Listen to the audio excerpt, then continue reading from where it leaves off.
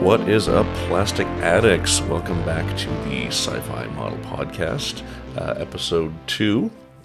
Big milestone, made it through the first one. And today I want to talk about round 2 models, because there might be a bit of misconception that if you look at my various posts in isolation, it seems I'm constantly ragging on the company like I don't like round 2, which is not the case. I really like round 2. Round 2, re-releasing Trek kits that weren't available for years was huge. And if you listen to the first episode, how modeling helped me work through grief and process everything. But I'm also not a simp for round 2. I'm not going to lie and be like something's good when it's really not good. And that's kind of where it comes from, and the criticism can come off seeming a bit harsh, and maybe it is, because I really like the company. I have high expectations for them because of things they've done in the past and things they've done currently that are really good, that are then kind of bookended by things that kind of aren't that great. So, yeah, let's get into it.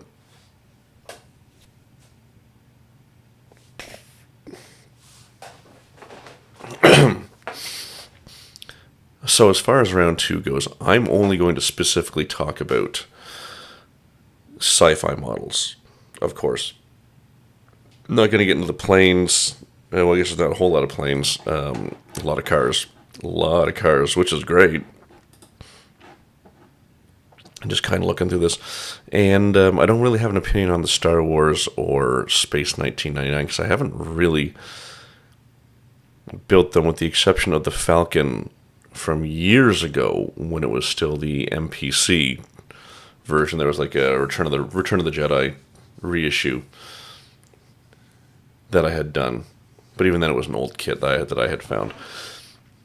But before I get into it, I do want to say that I do think that what they're doing with the Star Wars line is great, because they're doing what they did with some of the, not immediately, well, I guess kind of immediately, when they started reissuing Trek kits, is making improvements. Like, but the Falcon's a good example right now of things I've been, my feeling that it's like 90% good. So they've reissued the Falcon. Now I haven't seen it because I'm in Canada, so it still hasn't arrived on shelves. It's usually a month behind the US release, give or take. Now, I know that they have redone the sides. They've added some details. They added a grill for the engine, is my understanding. But then they left the crappy cockpit. And, like, the cockpit's fairly visible, so you do all this work, and then it's like, meh, good enough. And yeah, sure, you can buy a 3D printed aftermarket one, but when you're already spending money, I have a feeling this is going to be about $100 model kit in Canada. And when you're spending that much money, then you got to, okay, well, I can go order it. Well, there's $20 plus $10 shipping. So there's another $30 on top of your $100 kit. To say nothing of paint, supplies, etc. And look, you can add photo etch and resin parts, or 3D print parts. That's up to each individual modeler. But it's kind of an example of what I'm going to talk about today, and just being kind of, we're close. It's good enough. But I'm also going to talk about good stuff, like things they've done that are absolutely fantastic, like the 1-350 Original Series Enterprise. It's a solid kit, and then they made changes. Originally, it was released with grid lines in the saucer, and they eliminated that. Like, that's no small investment. So it's not like it's all bad. There's a lot of good. There's a lot of good. And I'm going to try to present a balanced approach. And it's anecdotal, because it's my experience as a modeler with their products on specific models I have built. Now, will I be building the Star Wars lines? Absolutely. Are they going to be as good as Bandai? No, because they're reissues from the 70s and early 80s. It was a different time, and we're looking at a nostalgia factor, which is hard to quantify.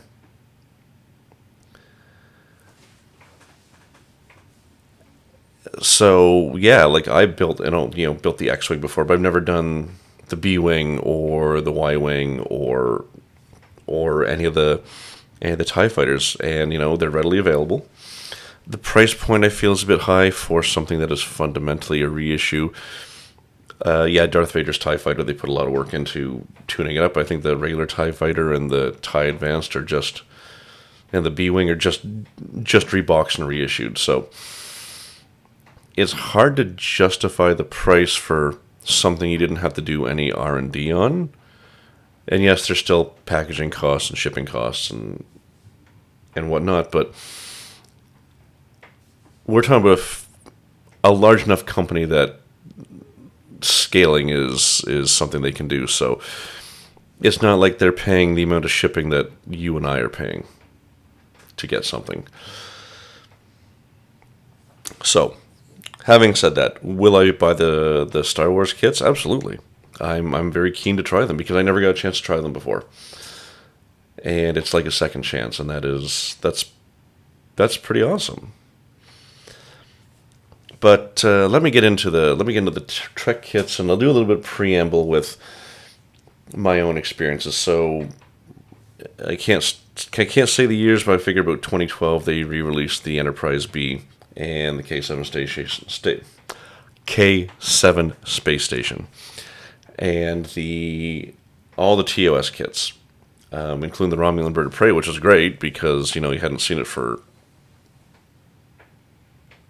I hesitate to say decades, but over a decade for sure. Because I never saw it when I was building models in the 90s.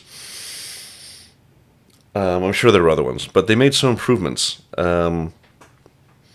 Not a whole lot, because you're just kind of getting started, but a few things. But I mean, immediately out the gate, you're dealing with,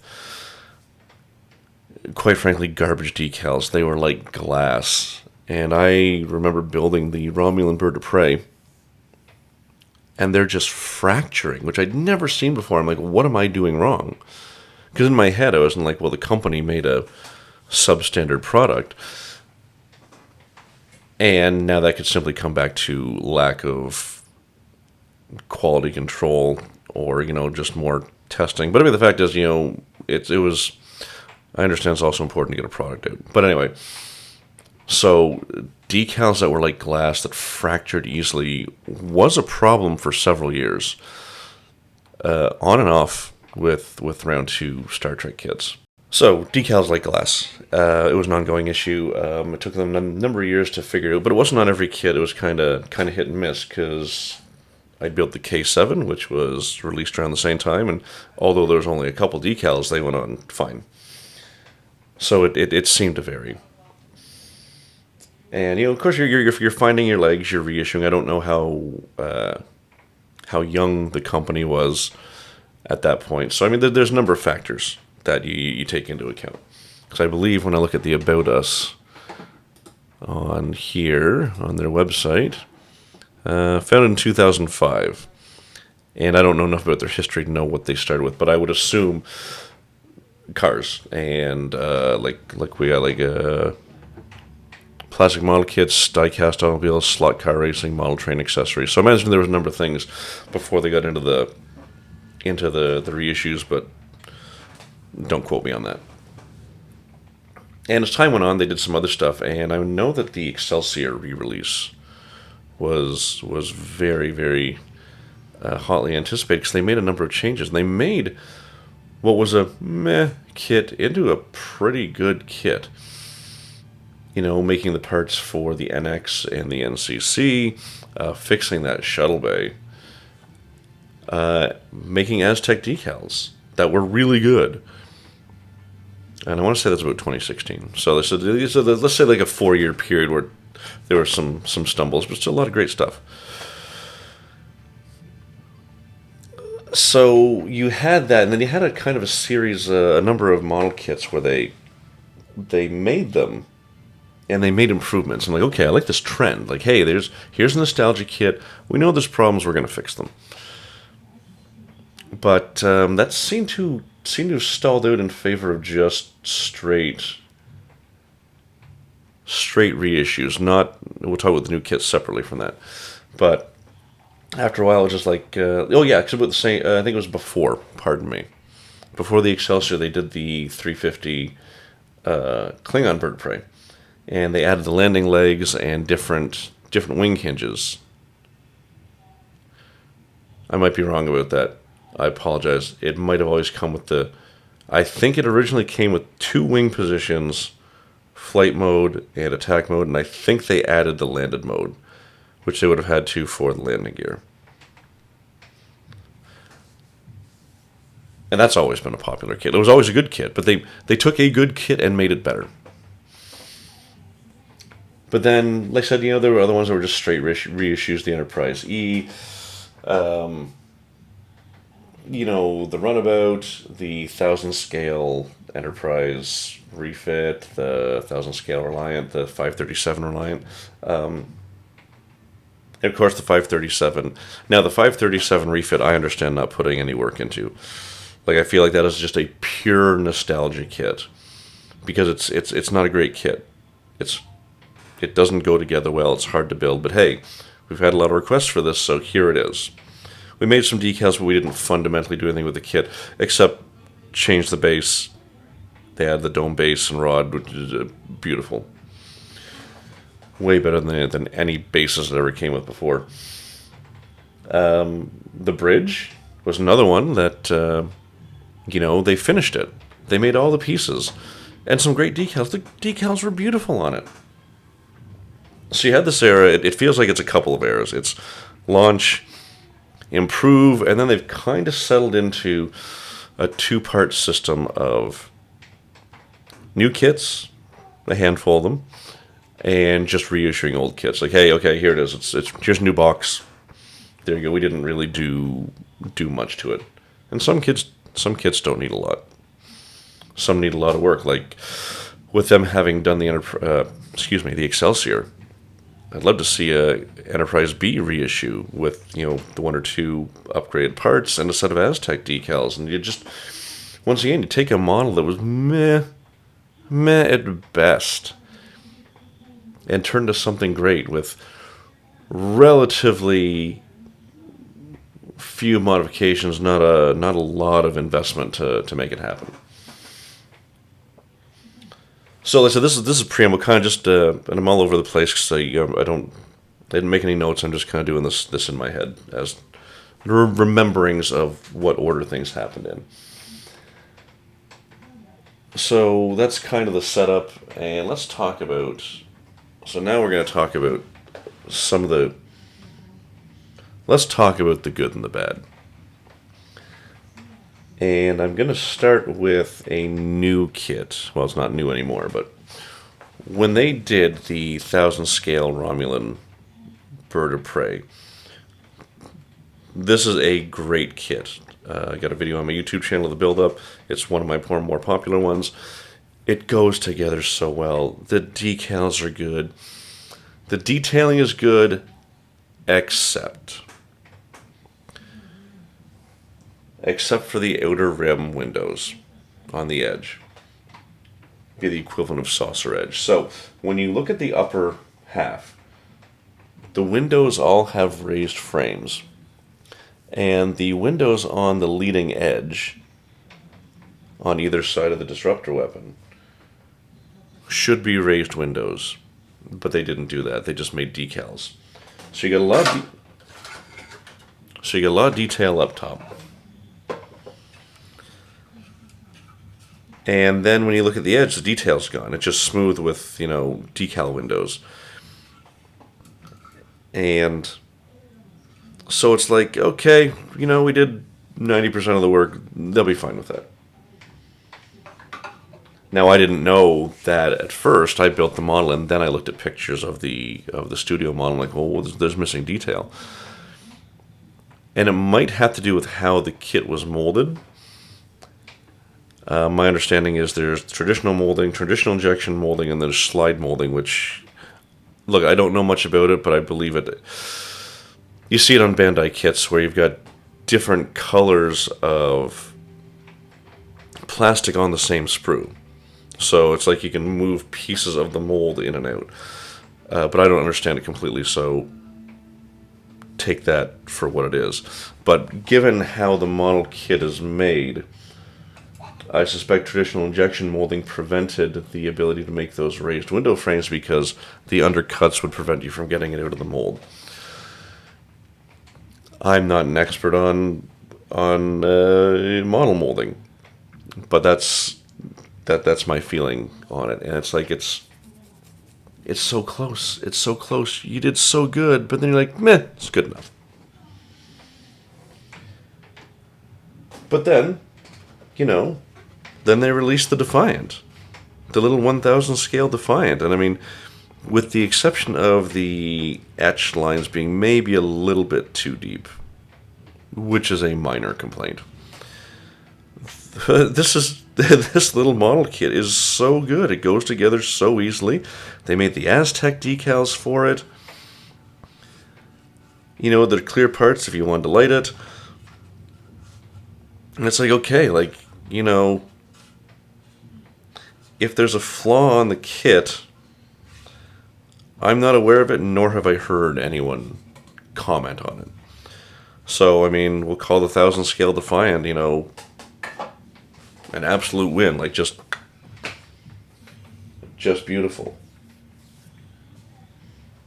But then, fairly recent release, we have the 1000 scale Voyager, which there was a little bit of controversy around this because they originally molded it in just gray, and then my understanding is enough people comment online that they then released not a clear version, but white translucent plastic.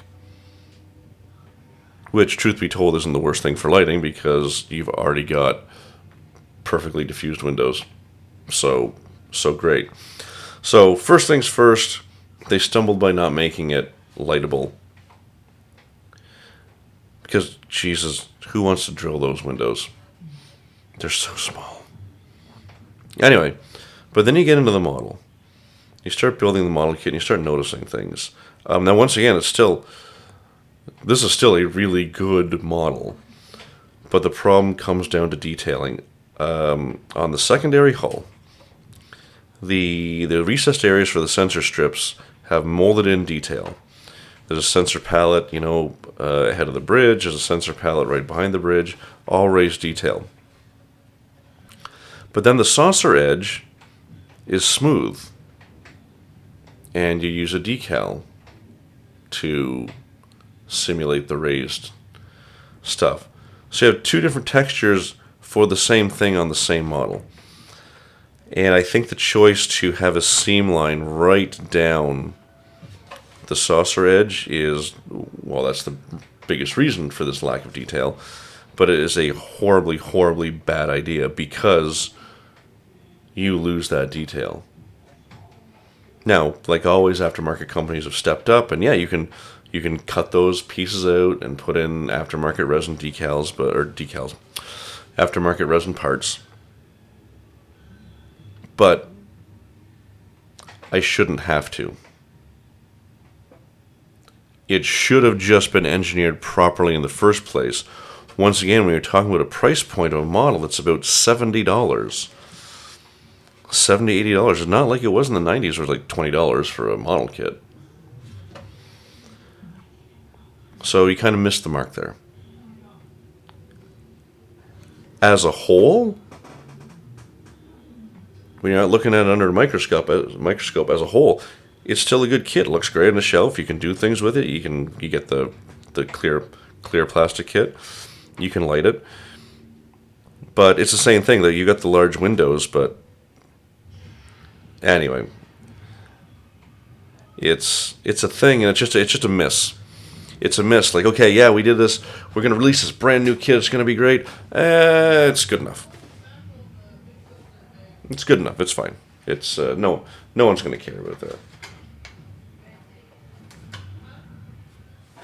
And I'm kind of constantly trying to go back and forth between good and bad to provide contrast. Of some things are just, chef's kiss. We got it great. It's wonderful. It's perfect. It's great. But then other ones like, it's fine. Like the 2500 scale Discovery set, Discovery, Shenzhou, and Enterprise.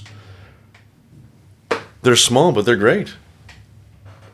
I don't really have much to say. I've built them all, and they're great. They go together easy. The size is good for small shelves, especially if you don't have a lot of space. It's unfortunate there won't be a larger scale Discovery. That kind of sucks, but I also understand with those nacelles. I mean, Jesus, 1,000 scale is going to be 3 feet long. And yeah, same thing with the Discovery Enterprise. It's just so good. It's well engineered. It goes together well. Great detailing, and you get these wonderful little shelf models. So yeah, bang, boom, boom, fucking nailed it. Fucking nailed it. And then you have the 350 Grissom. And I'm going to preamble that by saying that the 1,000 scale set of the 1,000 scale Grissom and Bird of Prey, same thing. It's a wonderful set. It goes together well. Great detail, like they did the Aztecs for the Grissom, and you just get a beautiful little model kit. During construction, there's a few things that as an experienced modeler, you're going to run into that you're able to prevent. Just some minor fit issues that people new to the hobby kind of have to learn by trial and error. But basically, when there's a peg that goes through another part, don't get any paint on it because it don't fit no more. So they released this Bird of Prey USS Grissom Star Trek 3 kit.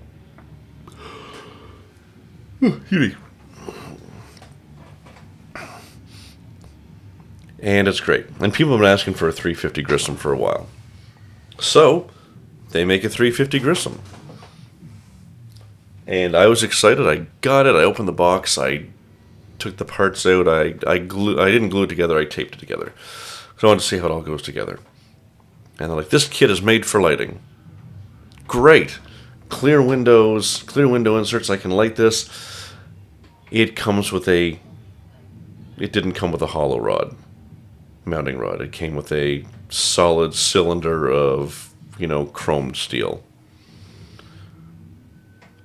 Okay, well, yeah, I can go out and buy brass tube or steel tube or whatnot, but I shouldn't have to. And that's ultimately the point, is you're like, you even says in the box, made for lighting, and then you don't send a hollow tube. It's a small detail, but it's the small details that get you. And the other problem is they didn't make an Aztec decal set for it. This is a 350 scale ship. This is it's a big model. Not huge, but a big model. So you didn't make an Aztec decal set for it. I mean, it's not like you couldn't. You made one for the 1,000 scale. Now, I'm sure that, fit, like, I'm sure you can't just scale one up. Because I have to imagine there's slightly different engineering from one to the other. But, I mean, if you took your CADs for the 1,000 scale and used that as the base for your 350 scale, by all rights, you should just be able to scale it. But you didn't do it. And not every ship needs Aztec decals, because you can buy paint, because someone developed paint masks, because of course someone developed paint masks. but I shouldn't have to. And this is what I'm getting at, is that you get close, you get so close, and then just leave things behind. Like, people will buy Aztec decal sets. They bought it for the 1/350 refit. They buy them for the 1,000 scale Strange New Worlds or Discovery Enterprise. They buy them for the 537 Reliant whenever you reissue them. They buy them for the 1,000 scale ships. You just did Aztecs for the 1,000 scale NX-01 that no one asked for. It's not bad that you did it, because the Aztecs, once again, take a little model, looks kind of good, and make it look great. But why'd you miss the mark on the Grissom? Like, this was a big release, is my understanding. But for experienced modelers, buying paint masks, you had to buy another product.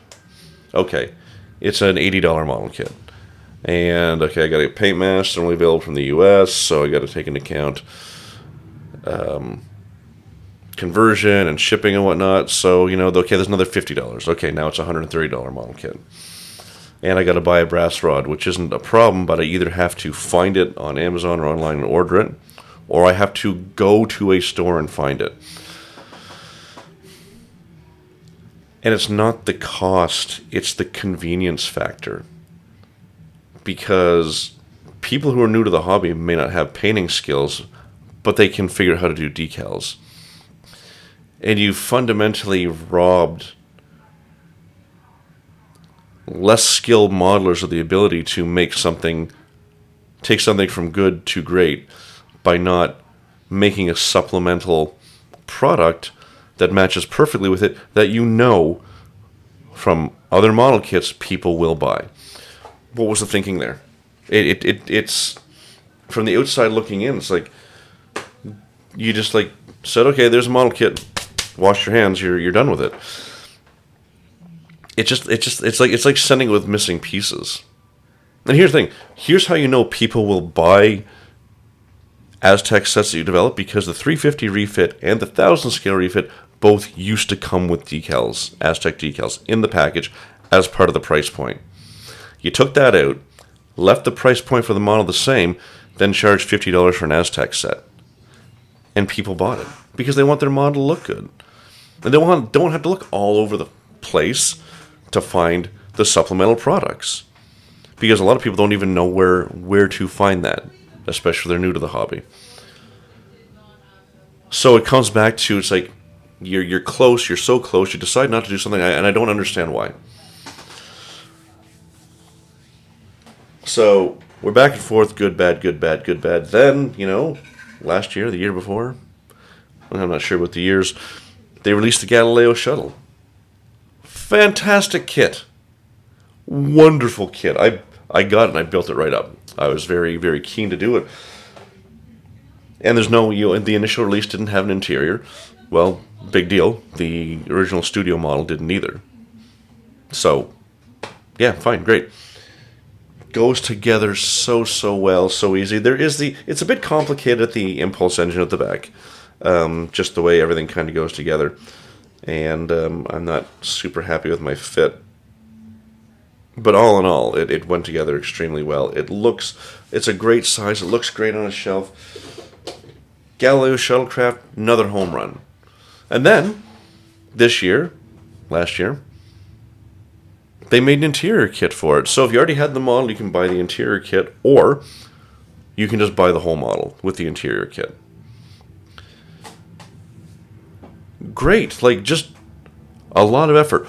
Why so much effort in that and not so much effort into something else? It's the managerial thinking seems off for, once again, I can only speak for Sci-Fi specifically.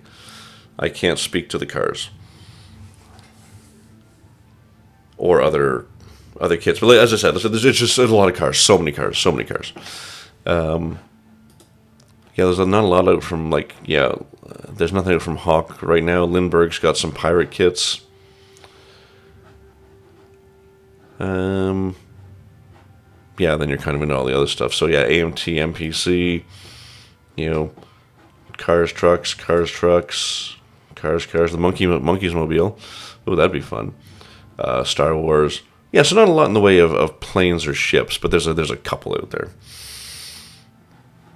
But once again, come back to the sci-fi lens, you got these things where you make these weird choices. But then, we're talking about good.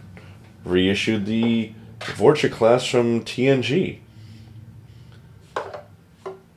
Now, the model kit from 88, 89, whatever, it was kind of pretty good right out of the box. It just goes together. Good detail. And because the ship got a number of repaints over the years, you can paint it 3 or 4 different ways.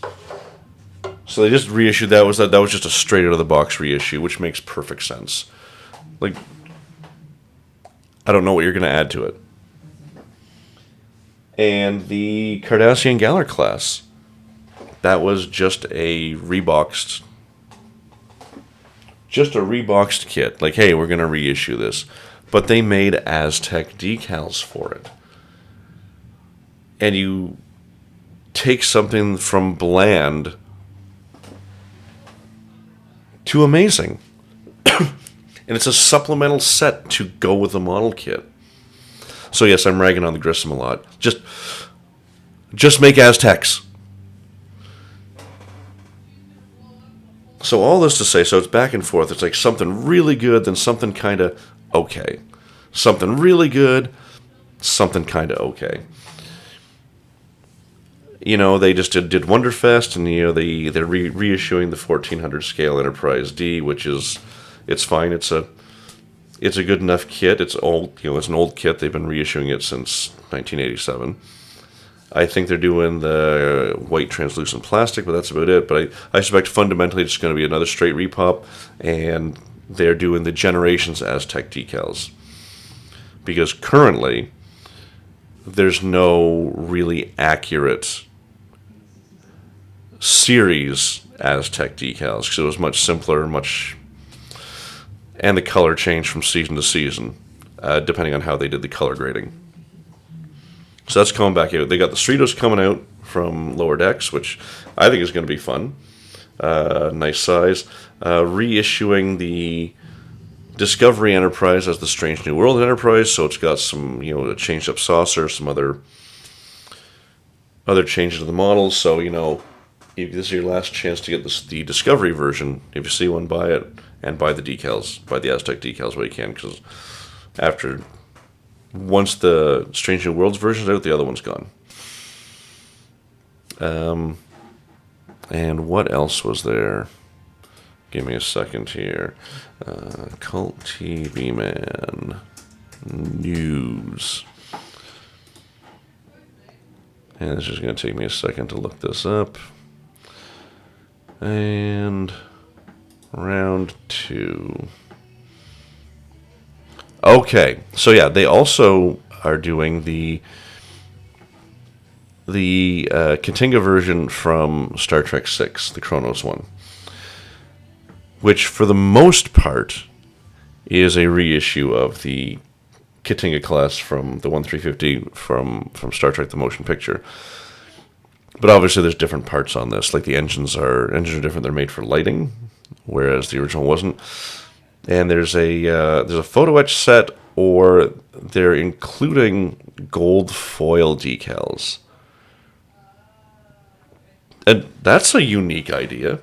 Like, hey, you don't want to buy the photo etch, you can still make your kit look kind of good with this, but they developed a supplemental, I think within, from Paragraphics.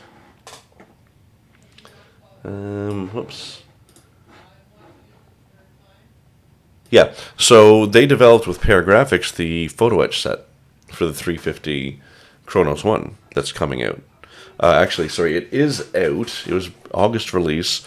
Still haven't seen it in Canada, so probably September. But yeah, so you got the Cerritos coming out. They had a build up of it. Looks good. Looks fun. Pretty straightforward little ship. Strange New Worlds Enterprise. Re-releasing the D7 from the original series. Like, these ones are going to, like the original series ones, so they re-released K7 as well. They're going to keep reissuing those because those are kind of always a bulletproof kit. They've been making them since 1967. You know, so yeah, it's nice to go back to take it off the market for 5-10 years, reissue it. Great. I actually bought a K7. I've got a lot of nostalgia for that kit, but if you go back to the first episode of this podcast, you'll know why. Now, that certainly doesn't cover every sci-fi Star Trek model kit that Round 2 has reissued. That's just kind of a collection. Like the Deep Space Nine was a reissue, but they added a Defiant, and it was great. And they added window decals. Fantastic. It's such a small detail. It's such a small thing to add, and then your model doesn't look bland and boring anymore. It's such a simple thing. And the little 2500 scale Defiant to go with it too. Nice. I mean, excuse me. It's great. You get to just pop it on.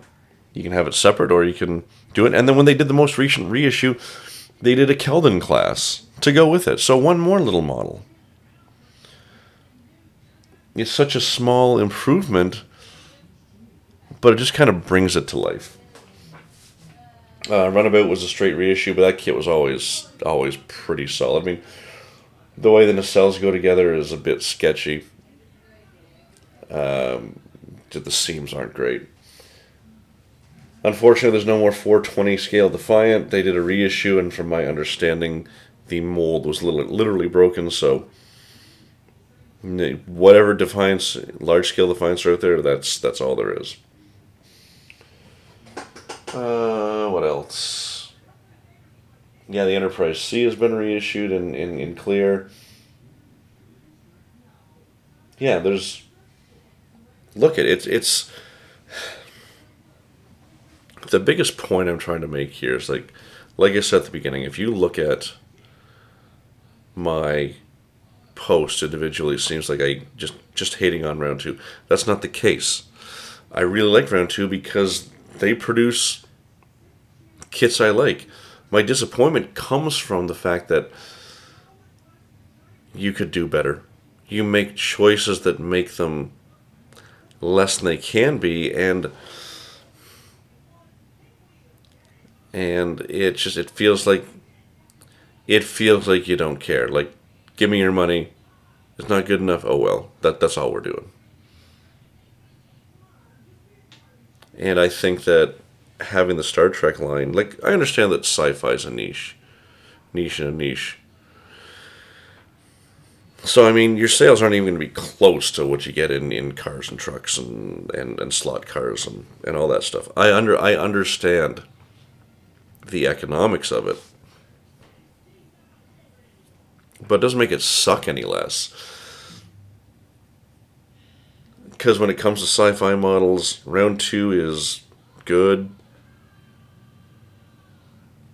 great, but they could be excellent. And there's choices made that keep that from happening. And then you get the comparisons between, like, well, you know, Bandai or Revell Germany. Like, so I haven't seen this one yet. I actually have a Revell Germany Razor Crest I haven't opened yet. But my understanding is that Round 2 did their Razor Crest. It came out a year later than the Revell one, and it wasn't as good. Whether it be lack of detail, like surface detail is soft compared to the other one. Once again, this is what I'm told. The interior on the AMT one is lacking relative to the Revell one, and they're both around the same price point. Like, I was able to get the Razor Crest in Canada was about, once again, $99. And I got a Revell Germany one off Amazon for $99. And if it turns out the Revell Germany one is the superior product for the same price point, it's hard to go from one to the other. So, like, the question is, why are the decisions that are being made, why are they being made? I mean, we may never know. In Jamie Hood is fairly communicative, but they stopped doing collector model blog. Last thing they did was a whole bunch of articles about the shuttlecraft Galileo, and then they stopped. Now I understand that, look, social media sucks. It's a full-time job. And writing articles is time-consuming. I understand all that. I'm not taking that away from people who are already busy, but, maybe you need to look into a social media manager who takes care of all these things. Because, yeah, the amount of information getting out is less than it was, 4 or 5 years ago. Like, yeah, we get some pictures from Wonderfest, but in the past, the Collector Model blog had test shots, so you know what you're getting into.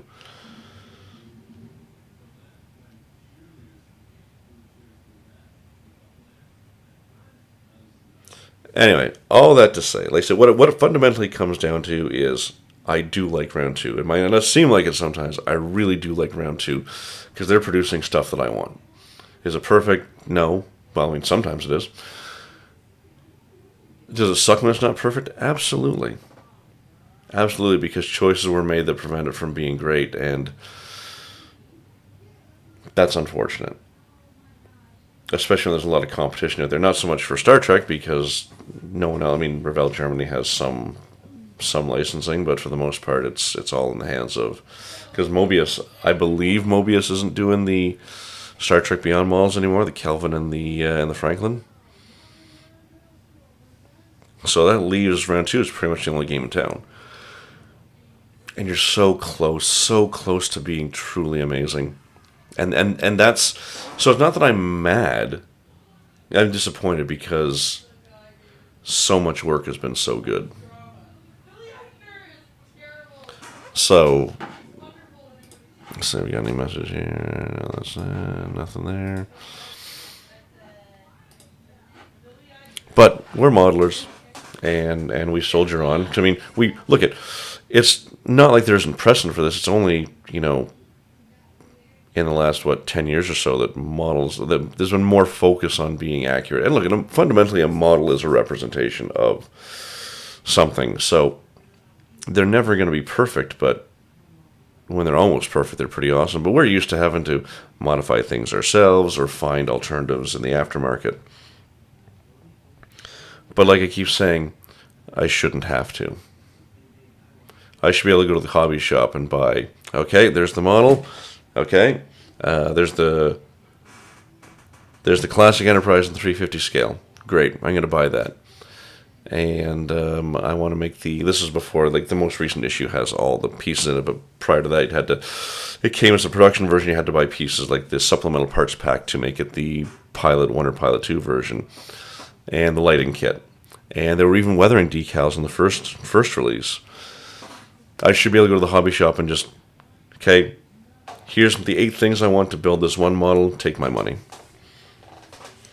But that doesn't happen. And I feel like that's a bit of a miss on round 2's part, because it's not just not having model kits. Like, for example, the Katinga, the 350 Katinga, when they released it, it had lighting kit. I've never seen a local hobby shop in the city here have the lighting kit. So are they not buying it, or are the round 2 sales reps not pushing it? Because there's nothing worse than buying a model. Okay, I'm going to go hobby shop and buy this model. Then you get home, and now I'm going to go online and buy the lighting kit. Well, I might as well not go to the hobby shop at all and just order everything online, have it delivered right to my door.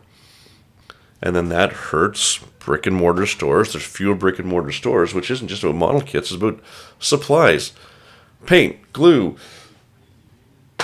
just everything to make it work. And when those stores are gone, so it's a bit of a cascade effect. By missing the mark, one, not creating a supplemental piece, that's potential income lost. By not pushing to have the supplemental pieces in stores with the model kits, that's a loss. That's a loss for the store more so than the company. But it's all these things stacked up on top of each other. Anyway, I have ranted about round 2 for far too long already. So I want to say thank you for tuning in. If you have the same opinions, differing opinions, hit me up. I do answer all my social medias. You can find me at Jason's Model Shop on everything except Twitter. And hit me up. Now, I do respond to everyone on the socials, but because, you know, how life is, sometimes the turnaround time can be a long time. Now, if you want to get priority access to me, check out our Patreon. Jason's Model Shop on Patreon. I've got 3 different levels.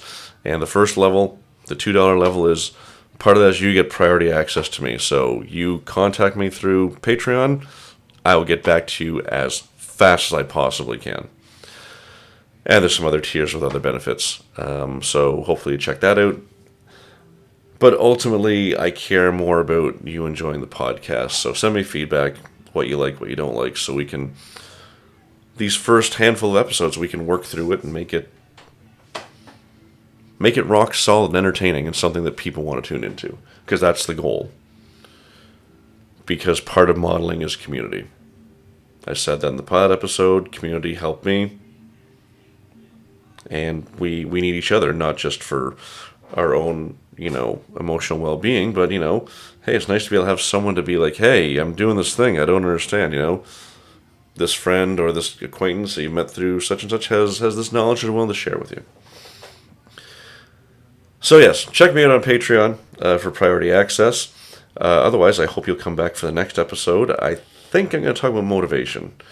And, you know, the equivalent of writer's block for model builders. Because I've learned some things about, let's just say, the chicken and the egg and leave it at that. And so yeah, I think we're going to get into that next time. And I hope you enjoyed today's episode. What's there to say? I told you where to find me. I told you how to get in contact with me. I hope to hear from you all. And as always, remember to have fun, because you're going to need it.